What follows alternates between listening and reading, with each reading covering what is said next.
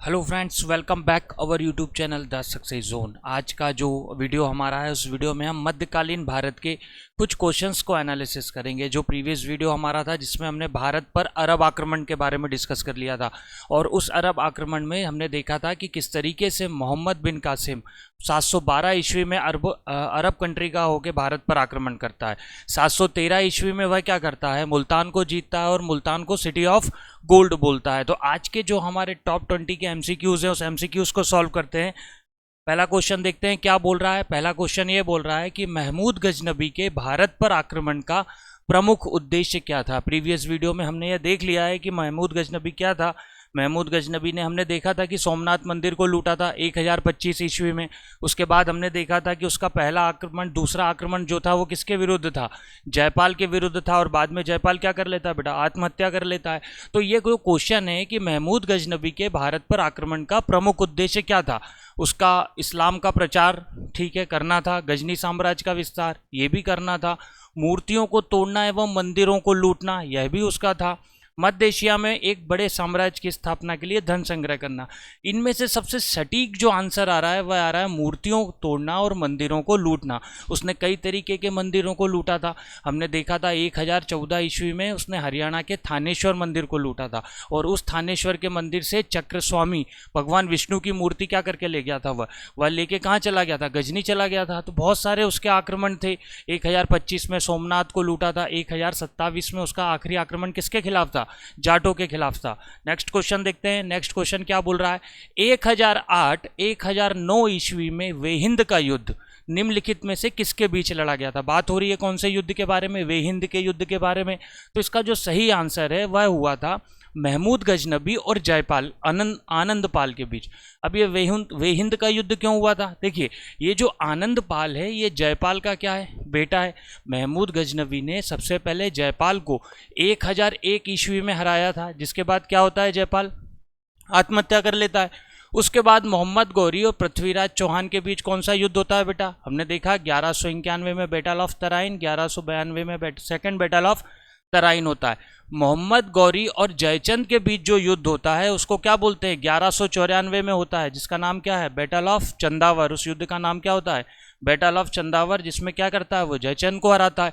तो महमूद गजनबी और आनंदपाल के बीच जो युद्ध होता है वो क्या होता है, वेहिंद का युद्ध। क्योंकि महमूद गजनबी ने क्या किया था बेटा, जयपाल को हराकर वेहिंद एक जगह है उस जगह पर क्या कर लिया था, कब्जा कर लिया था। उस वेहिंद की जगह को वापस लेने के लिए महमूद गजनबी और आनंदपाल के बीच वेहिंद का युद्ध होता है। इसमें हम सन भी याद रख सकते हैं कि वेहिंद का युद्ध कब हुआ था, 1008 ईस्वी से लेकर 1009 ईस्वी तक। नेक्स्ट क्वेश्चन देखते हैं। नेक्स्ट क्वेश्चन क्या बोल रहा है। मोहम्मद गौरी के आक्रमण के समय पृथ्वीराज चौहान निम्न में से किस स्थानों का शासक था। यदि बात हो रही है किसकी, मोहम्मद गौरी और पृथ्वीराज चौहान के बीच हुए दो युद्धों के बारे में बात हो रही है। एक हुआ था क्या, तराइन का पहला 1191, सेकेंड बैटल ऑफ तराइन। एक तराइन का तीसरा युद्ध भी हुआ था बेटा, वो हम आगे देखेंगे। अभी मैं बता देता हूँ किसके बीच, इल्तुतमिश और उसका विरोधी था जिसका नाम क्या था, यल्दूज। इल्तुतमिश और यल्दूज के बीच हुआ था कौन सा युद्ध, तराइन का तीसरा युद्ध। अब क्वेश्चन को देखते हैं। क्वेश्चन क्या बोल रहा है, मोहम्मद गौरी के आक्रमण के समय पृथ्वीराज चौहान निम्नलिखित में से किन स्थानों का शासक था। तो इसका सही आंसर जो है वह पृथ्वीराज चौहान क्या था, दिल्ली और अजमेर का शासक था। पृथ्वीराज चौहान दिल्ली पर बैठने वाला अंतिम हिंदू सम्राट था। इनको किसकी तुलना दी जाती है, अंतिम हिंदू सम्राट की। इनके एक मित्र थे चंद्रबरदाई, जो आगे के एमसीक्यू में उसके बारे में हम पूरा क्या ब्रीफ में देखेंगे। नेक्स्ट क्वेश्चन देखते हैं। तराइन का थानेश्वर का द्वितीय युद्ध कब हुआ था। देखिए, दूसरा युद्ध तराइन का जो था वो थानेश्वर का युद्ध था, तराइन का, जो कब हुआ था अभी डिस्कस किया हमने, 1192 में हुआ था। ठीक है, अब इस तराइन के युद्ध को जीतने के बाद मोहम्मद गौरी क्या करता है, मोहम्मद गौरी का एक गुलाम हुआ करता था कुतुबुद्दीन ऐबक, जिसे हम क्या कहते हैं, गुलाम वंश की नींव रखी थी। लेकिन गुलाम वंश की नींव कुतुबुद्दीन ऐबक ने रखी, लेकिन दिल्ली सल्तनत का वास्तविक संस्थापक किसे कहा जाता है, इल्तुतमिश को। इल्तुतमिश किसका गुलाम था, कुतुबुद्दीन ऐबक का। तो जब इसने तराइन का दूसरा युद्ध जीता 1192 में, और तराइन का दूसरा युद्ध जीतने के बाद यह क्या करता है, ऐबक को भारतीय हिस्सा जो है उसकी रक्षा के लिए ऐबक को क्या करता है, राजा घोषित करके वापस गजनी चला जाता है। क्योंकि मोहम्मद गौरी था कहाँ का, गजनी का था, तो ये वापस कहाँ चला जाता है, गजनी चला जाता है। और फिर वापस आता है कब, 1194 में। 1192 में गजनी गया, 1194 में वापस आया और युद्ध करता है किसके साथ? जयचंद के साथ। और ये युद्ध होता है कौन सा? चंदावर का युद्ध, बैटल ऑफ चंदावर। और 1191 में क्या होता है पृथ्वीराज चौहान के साथ? फर्स्ट बैटल ऑफ तराइन होता है। ठीक है, नेक्स्ट क्वेश्चन देखते हैं। पृथ्वीराज चौहान के दरबारी कवि का नाम क्या था? देखिए, हर सम्राट, हर सुल्तान के क्या होते थे? कवि होते थे। तो पृथ्वीराज चौहान के दरबारी कवि का नाम क्या था? तो उनके दरबारी कवि का नाम क्या था? सभी को पता है, नॉर्मल क्वेश्चन है, चंद्रबरदाई। चंद्रबरदाई ने पृथ्वीराज रासो, जो हिंदी महाकाव्य, पहला महाकाव्य, सबसे बड़ा महाकाव्य जिसके बारे में कहा जाता है, पृथ्वीराज रासो का क्या किया था? वर्णन किया था। कहा जाता है कि चंद्रबरदाई और पृथ्वीराज चौहान का जन्म भी क्या हुआ था? एक ही डेट पे हुआ था, और मृत्यु भी एक ही डेट पर हुई थी। इसके बाद इसमें आपको एक ऑप्शन दिख रहा है, आमिर खुसरो। ठीक है, इनका पूरा नाम था हसन निजामुद्दीन आमिर खुसरो। ये ऐसे व्यक्ति थे जिन्होंने कितने? 7 सुल्तानों का शासन देखा था। अब 7 सुल्तान कौन? 7 सुल्तानों में जैसे मैं बात करूं, बलवन, ठीक है, बलवन के बाद आपका आ गया केकूबद, मोहम्मद, अलाउद्दीन खिलजी, उसके बाद गयासुद्दीन तुगलक तक। ये सब सुल्तानों का शासन देखने वाले कौन थे? आमिर खुसरो थे। इन्हें क्या कहा जाता है? हिंद का तोता कहा जाता है। एक निज़ामुद्दीन औलिया, ठीक है, नाम सुना होगा आपने, निज़ामुद्दीन औलिया एक संत हुआ करते थे। ठीक है, इन संत से शिष्य थे, मतलब इनसे क्या ली थी? दीक्षा ली थी। किसने? आमिर खुसरो ने दीक्षा ली थी। और इसके बारे में आपने एक नारा सुना होगा। नारा क्या है जो आजकल की बोलचाल की भाषा में बोला जाता है कि दिल्ली अभी दूर है। ये दिल्ली अभी दूर है जो नारा है ना, वो आमिर खुसरो ने दिया था। वो कैसे दिया था कि एक्चुअल में हुआ क्या था, वो छोटी सी एक स्टोरी है कि गयासुद्दीन तुगलक जो थे, ठीक है, उनकी निज़ामुद्दीन औलिया से बिल्कुल भी नहीं पटती थी। ठीक है, अब चूंकि निज़ामुद्दीन औलिया का शिष्य कौन था? आमिर खुसरो। तो गयासुद्दीन तुगलक जब कहीं बाहर थे और निज़ामुद्दीन औलिया कहाँ थे? दिल्ली में थे। तो उन्होंने आमिर खुसरो के तहत एक संदेशा भिजवाया कि राजा के आने से पहले निज़ामुद्दीन औलिया आप क्या करें? दिल्ली को खाली कर दें। और निज़ामुद्दीन औलिया ने आमिर खुसरो के तहत संदेश गयासुद्दीन तुगलक को भिजवाया कि राजा सुल्तान दिल्ली अभी क्या है? दूर है। और वो आजकल की हमारी लैंग्वेज में क्या है, वो वाक्य जो है वो प्रचलित हो गया। ठीक, इसके बाद आपको थर्ड ऑप्शन क्या दिख रहा है? बिहारी। ठीक है, एक ऑप्शन दिख रहा है थर्ड बिहारी, और चौथे नंबर पे क्या दिख रहा है? भूषण दिख रहा है। हिंदी में बेटा एक काल है, ठीक है, इसको बोलते हैं क्या? रीति काल। रीति काल के प्रमुख कवियों में 2 कवि हैं, बिहारी और भूषण। ठीक है, जब रीति काल के कवि अपने सुल्तानों को प्रसन्न करने के लिए क्या कर रहे थे? श्रृंगार रस में कविताएं कर रहे थे। बहुत सारे रस होते हैं, वीर रस, हास्य रस, उसमें श्रृंगार रस में कविताएं कर रहे थे। तो उसमें से एक कवि थे भूषण, जो क्या कर रहे थे? वीर रस की कविताएं लिख रहे थे। कौन से रस की? वीर रस की। अब हम सबसे पहले उठाते हैं किसको? बिहारी को। बिहारी जो थे वो राजा मिर्जा जय सिंह के समय के दरबारी कवि थे। किसके? राजा मिर्जा जय सिंह के दरबार के कवि थे। और ये मूलतः कहाँ के निवासी थे? मध्य प्रदेश के निवासी थे। और 1295 में, अगर मैं इनकी बर्थ डेट बताऊं तो 1295 में क्या हुआ था? इनका जन्म हुआ था, बिहारी का। और भूषण की बात यदि मैं करूं तो इनका एक्चुअल में नाम भूषण नहीं था। भूषण इनको उपाधि दी थी चित्रकूट के राजा ने। ठीक है भाई, भूषण जो इनको उपाधि दी थी वो किसने दी थी? चित्रकूट के राजा ने दी थी। ये छत्रसाल और छत्रसाल और छत्रपति शिवाजी दोनों के बहुत चहेते थे। और उनको लेकर उनकी जो वीर गाथाएं इन्होंने अपनी कविताओं में लिखी। शिवराज भूषण की एक कविता है। छत्रसाल दशक, ये भी इनकी क्या है? भूषण की एक कविता है। ठीक, तो हम आंसर पे यदि फोकस करें तो पृथ्वीराज चौहान के दरबारी कवि कौन हुआ भाई? उनका दरबारी कवि हुआ चंद्रबरदाई। नेक्स्ट क्वेश्चन देखते हैं, 7वां, इसको छोड़ देते हैं, बहुत बड़ा क्वेश्चन है, डाल दिया। 8वां क्वेश्चन देखते हैं। अल-बरूनी द्वारा रचित पुस्तक तहकीक-ए-हिंद, ठीक है, निम्न में से किन बातों पर प्रकाश डाला? सबसे पहले अल-बरूनी कब? हमने प्रीवियस वीडियो में देखा 1017 से 1020 तक वर्तमान श्रीलंका के दौरे पे आया था। और किसको प्राप्त हुआ था? महमूद गजनवी को प्राप्त हुआ था। इसने बुक लिखी थी जिसका नाम क्या है? तहकीक-ए-हिंद। अगर मैं इसका हिंदी ट्रांसफर करूं तो भारत एक खोज। तहकीक-ए-हिंद का हिंदी क्या होगा? भारत एक खोज। निम्न में से किन बातों पर प्रकाश डाला? धर्म, राजपूत समाज, रीति रिवाज, ये सभी। तो इसका सही आंसर क्या है? ये सभी। मतलब उसने धर्म, राजपूतकालीन समाज और रीति रिवाज को लेकर तहकीक हिंद में उसका वर्णन किया। नेक्स्ट क्वेश्चन देखते हैं। मोहम्मद गोरी को पराजित करने वाला शासक कौन था? मोहम्मद गोरी को पराजित करने वाला शासक, कई शासकों ने मोहम्मद गोरी को क्या किया था? पराजित किया था। इसमें से कौन शासक था? इसका आंसर देखते हैं, पृथ्वीराज चौहान। पृथ्वीराज चौहान ने सेकंड बैटल ऑफ तराइन जो हुआ था 1192 में, उसमें किसको हराया था? मोहम्मद गोरी को हराया था। जयचंद को तो मोहम्मद गोरी ने खुद ने हराया था, मूलराज प्रथम को। ठीक है, तो इसका सही आंसर क्या होगा? पृथ्वीराज चौहान। नेक्स्ट क्वेश्चन देखते हैं। शहाबुद्दीन मोहम्मद गोरी, देखिए मोहम्मद गोरी का पूरा नाम क्या था? शहाबुद्दीन मोहम्मद गोरी ने 1175 ईस्वी में भारत पर पहला आक्रमण किस राज्य के खिलाफ किया? ठीक है, देखिए मोहम्मद गोरी ने जो पहला आक्रमण किया था वो किया था, इसका सही आंसर देख लेते हैं। सही आंसर क्या है? मुल्तान एवं कच्छ। मुल्तान में उस समय क्या था बेटा? करमाती वंश का शासक था, या कहीं कहीं क्या मिलेगा आपको? करमाथी वंश मिलेगा। इस वंश के शासकों को हराकर उसने मुल्तान और कहाँ किया था? कच्छ पर हमला किया था। अब इसके बाद क्या होता है? वह जाता कहाँ है? गुजरात के पास एक जगह है नेहर वाला, वहाँ से घुसने की कोशिश करता है, लेकिन वहाँ का एक शासक हुआ करता था जिसका नाम था भीमदेव द्वितीय। क्या नाम था इसका बेटा? भीमदेव द्वितीय। उसको क्या करता है? मोहम्मद गोरी को भागने पर मजबूर कर देता है, और फिर वो वापस मुल्तान और कच्छ से क्या करता है? भारत में एंट्री करता है। मतलब 1175 में उसने जो आक्रमण किया था वह मुल्तान और कच्छ पर किया था, और मुल्तान पर शासन किसका था? कारमाथी वंश का शासक था। ठीक है, नेक्स्ट क्वेश्चन देखते हैं। मोहम्मद गोरी को किस अन्य नाम से भी जाना जाता है? ठीक है, बात क्या हो रही है? मोहम्मद गोरी को किस अन्य नाम से भी जाना जाता है? तो ऑप्शन में क्या दिख रहा है आंसर? इसका सही आंसर है शहाबुद्दीन। मोहम्मद गोरी को किस नाम से जाना जाता है बेटा? शहाबुद्दीन, मतलब धर्म का ज्वलन नक्षत्र। शहाबुद्दीन का हिंदी मीनिंग यदि हम करेंगे तो धर्म का क्या निकलेगा? ज्वलन नक्षत्र निकलेगा।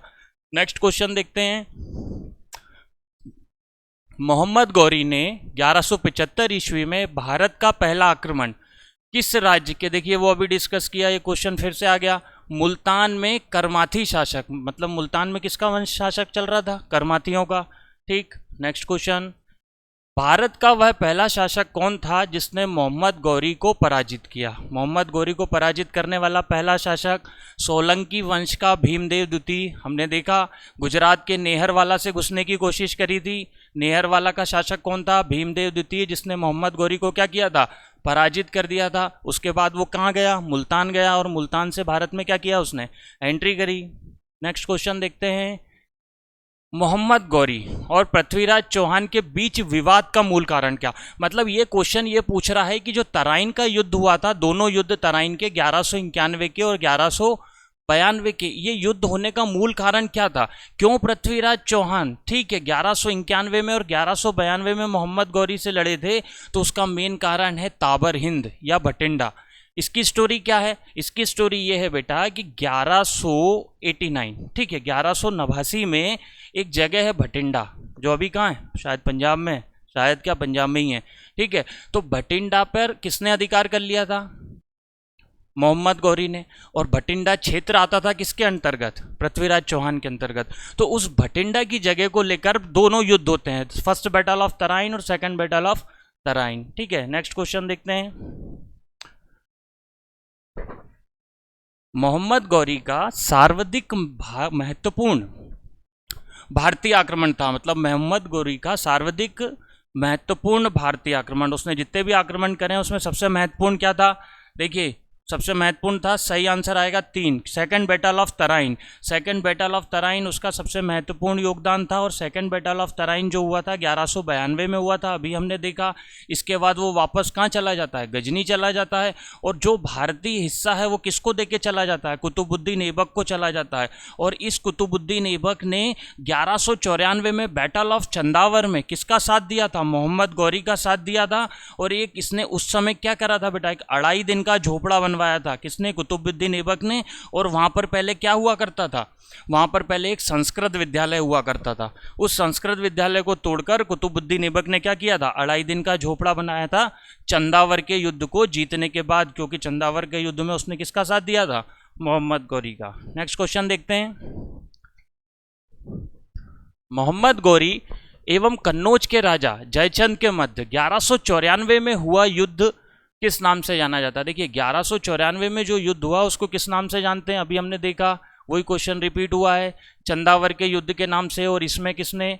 मोहम्मद गौरी का गुलाम कुतुबुद्दीन ऐबक, जिसने क्या किया था? गुलाम वंश की स्थापना करी थी। और गुलाम वंश कब से कब तक चला था मध्यकालीन भारत में? 1206 ईस्वी से कब तक? 1290 तक। अब इसमें भी मैं कुतुबुद्दीन ऐबक के कार्यकाल को यदि डिस्क्राइब करूं तो कुतुबुद्दीन ऐबक 1206 से 1210 तक रहा था। और चौगान खेलते हुए उसकी क्या हो गई थी? मतलब वर्तमान में इसको क्या बोलते हैं गेम को? पोलो खेलते हुए उसकी क्या हो गई थी? मृत्यु हो गई थी। कुतुबुद्दीन ऐबक बेटा एक ऐसा राजा था जिसने कभी भी क्या किया?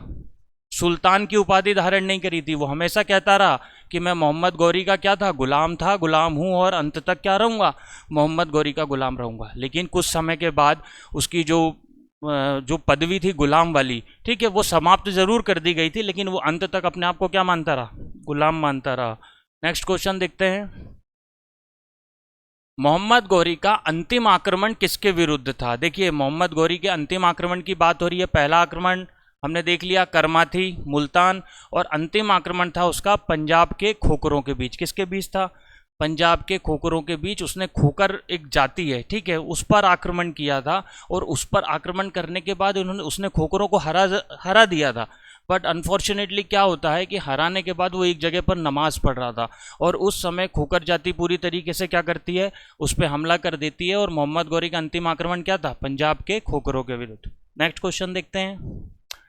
712 ईस्वी में सिंध पर अरबों के आक्रमण के समय वहां का शासक कौन था? देखिए प्रीवियस वीडियो में भी हमने देखा था, इसका शासक कौन था? दाहिर का शासन था जब अरब आक्रमण हुआ था। और दाहिर का एक बेटा था जिसका नाम क्या था? जय सिंह, जो कहाँ का राजा था? ब्राह्मणाबाद का राजा था। और वहां से क्या हुआ था? इसको भी किसने हरा दिया गया था?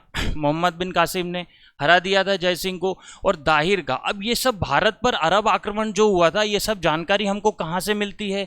एक बुक है बेटा जिसका नाम है चचनामा। कुछ राइटर क्या कहते हैं कि चचनामा के लेखक क्या हैं? अज्ञात हैं। लेकिन कुछ राइटर का कहना है कि काजी इस्माइल नाम के व्यक्ति ने क्या किया था? इसका ये बुक लिखी थी। और कुछ क्वेश्चन, एक क्वेश्चन ये भी बनता है कि चचनामा का फारसी लैंग्वेज में ट्रांसलेट किसने किया था? तो वो किया था अबू बकर कूफी ने। किसने किया था? अबू बकर कूफी ने। इस चीज को भी हमें क्या करना है? दिमाग के किसी एक कोने में जमा के रखना है, ठीक है। तो सिंध पर 712 ईस्वी में अरबों का आक्रमण हुआ था। उस समय वहां का शासक कौन था? दाहिर था। 713 ईस्वी में अरबों ने किसको जीता था? मुल्तान को जीता था। और इसे क्या कहा था मुल्तान को जीतने के बाद? सिटी ऑफ गोल्ड कहा था। नेक्स्ट क्वेश्चन देखते हैं। सोमनाथ के मंदिर पर 1025 ईस्वी में महमूद गजनवी के आक्रमण के समय गुजरात का शासक कौन था? दो चीज निकल के आई, सोमनाथ का मंदिर, ठीक है, कब लूटा महमूद गजनवी ने? 1025 ईस्वी में लूटा, ठीक है। वहाँ उस समय उसका शासक कौन था? इसका सही आंसर है भीमदेव फर्स्ट। कौन था? भीमदेव प्रथम उस समय का शासक था, ठीक है। ये मेरे हिसाब से शायद है ना उसका 16वां आक्रमण था। महमूद गजनवी का कौन सा आक्रमण था जो सोमनाथ को लूटा था? उसने 16वां आक्रमण, ठीक है। नेक्स्ट, सर्वप्रथम भारत में जजिया कर लगाने का श्रेय सिंध के विजेता मोहम्मद बिन कासिम को, ठीक है। सबसे पहले जजिया टैक्स लगाया था। अब जजिया टैक्स जो लगाया था उसको हम जजिया टैक्स को सबसे पहले समझ लें। तो जजिया टैक्स में क्या है कि हजरत मोहम्मद साहब ने अपने अनुयायियों को ये शिक्षा दी है कि यदि आप कहीं शासन करते हैं तो गैर मुस्लिमों से लिया जाने वाला जो कर होता है उसको क्या बोलते हैं? जजिया कर। तो सबसे पहले जजिया कर लगाने वाला व्यक्ति कौन हुआ? देखिए कई अरब सुल्तान, तुर्क सुल्तान, मुगल्स जितने भी थे, तुगलक थे, कुछ ने जजिया कर लगाया, कुछ ने नहीं लगाया, किसी ने ख़त्म कर दिया। लेकिन पहला जजिया कर लगाने वाला व्यक्ति कौन था? मोहम्मद बिन कासिम था, ठीक है। अब इसने उस जजिया टैक्स में से किसको मुक्त किया था? तो इसका सही आंसर क्या है? ब्राह्मणों को। उसने क्या किया था? ब्राह्मणों से जजिया कर नहीं लिया था। बाकी मुसलमानों से तो लेगा ही नहीं, ठीक है। बौद्धों से लिया था उसने, ब्राह्मणों से जजिया कर नहीं लिया था, ठीक है। इसमें एक चीज और मैं आपको बता दूं कि जब इसने, क्या नाम है इसका, चलिए आगे के क्वेश्चन में देखेंगे इसको, है ना। लिखे, महमूद गजनबी का भारत में अंतिम आक्रमण किसके विरुद्ध था?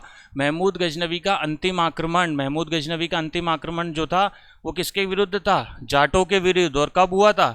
1027 ईस्वी में। एक बार हम महमूद गजनबी के महत्वपूर्ण आक्रमणों को देख लेते हैं। सबसे पहले 1001 ईस्वी में किसके खिलाफ किया था उसने? जयपाल के खिलाफ। फिर मैं बात करूं 1014 में उसने क्या किया था?